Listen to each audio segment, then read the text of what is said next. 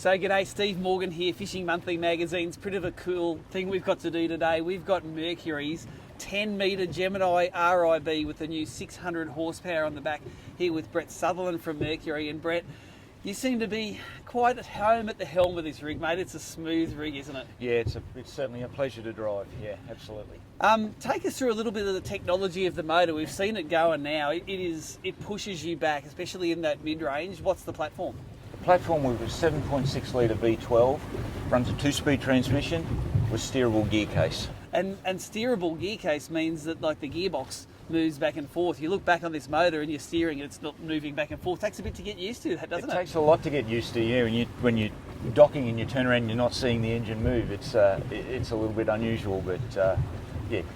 Now, it's interesting that you were talking about the 2-speed gear case. I'd forgotten about that until we got out here. We've come for a run down the Broadwater this morning. You can see it on the track here now.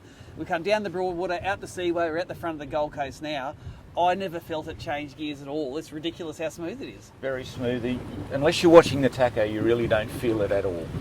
The only time you might feel it is if you slow right down, where the boat's falling off the plane, and then you punch it hard, you'll feel it shift to the low gear. Yep. To give you that acceleration, and then shift back up. Tell us about the new DTS. This is a pretty fancy module we've got here. Obviously, it's got more incorporated than the standard DTS, say, on a bass boat. Yes, yeah, this is what we're calling next gen DTS. So as you mentioned, Steve, everything's integral in the control now. You've got active trim in the control. Yep. You've got a feature on the V12 with the electric steering called quick steer. So we can press the button here and you get half a turn lock to lock. Half a turn lock to lock. So full steering movement. So it's like exaggerated the steering. So that correct, means yep. Obviously that there's no hydraulics in here. It's all fly-by-wire all the way to the engine. Correct, yeah, fly-by-wire to the engine. Now, it's a little bit of swell out here today, a little bit of chop. This 10 metre rig just chews it up. RIBs, the last time I was in an RIB was when they launched the L6 Verados, the big tower of power. Yes. I remember being in an RIB. I remember that thing using about 120 litres an hour at wide open. Yes. Give us the stats on what this thing uses at wide open. She's probably a bit expensive to run nowadays. Yeah, if you bury the handle, you'll see on this boat 185 to 190 litres an hour. But the cool thing is you drop it down to cruising speed. I saw it nearly 4,000 RPM. We're only using just over 50 litres an hour, and that is actually standard with, say, a normal size Verado. Yeah, and that's at that RPM that you mentioned, we're cruising a little over 30 knots in this boat. So yeah, at 50 litres an hour, that is actually quite economical. I noticed we pulled up at the Bowser this morning, and I'm thinking, we don't actually need that much petrol. When you're telling me the efficiency of the motor, if you don't drive it hard, you'll get a lot of range out of this boat. What size is the tank in this thing? This thing holds 700 litres. I think there's 350 in the aft tank and 250 in the forward tank. So I reckon if we fill her all up, drive at an economical speed, we just turn her around, we can nearly get to the Whitsundays. Go close. Unfortunately, we're not going to do that today. We've taken it for a run. Check out this montage of pics from a great sunrise on a winter's morning on the Gold Coast.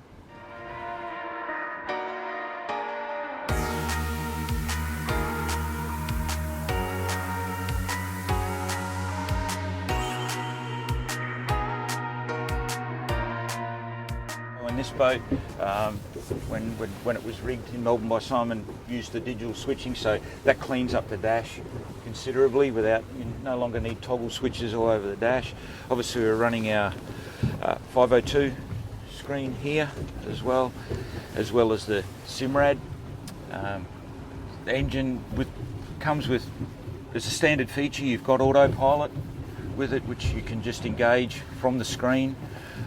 We also have throttle control and cruise control as well.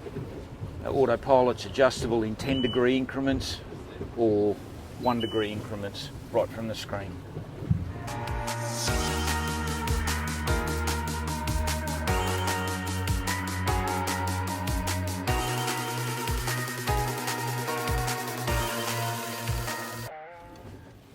It's actually really, really simple under there, isn't it?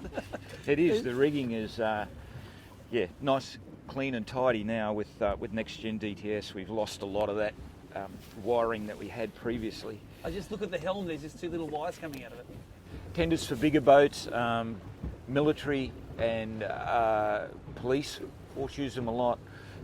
Obviously As you mentioned before, they're a great sea boat, but also you've got the benefit of having an all-round fender basically when you're pulling alongside something, which is why I think they're so popular with as tenders to super yachts.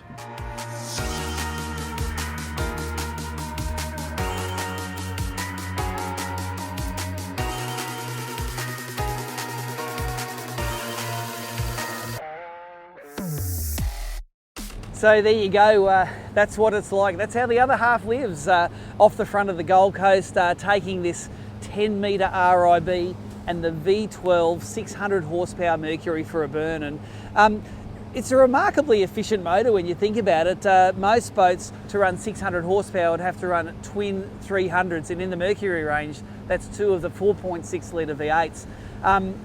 This thing using only that 50 to 60 litres per hour, it'd be hard to get that same efficiency out of a twin rig. So there's definitely no argument that this is, it's good on the juice, even though when you hit the hammers, it's pretty heavy on the juice. If you want to drive this around at 50 plus knots, it can definitely do it, but you'll be paying when you get to the bowser. At the end of the day, if you've got a rig like this, petrol probably isn't your main issue. It's, you want a smooth, you want a quiet, and this is, you know, running right now, you want a quiet outboard, which is going to fulfill all of your boating needs. We're sure that this big Mercury, just like all of the smaller Mercuries, is going to be right in your ballpark.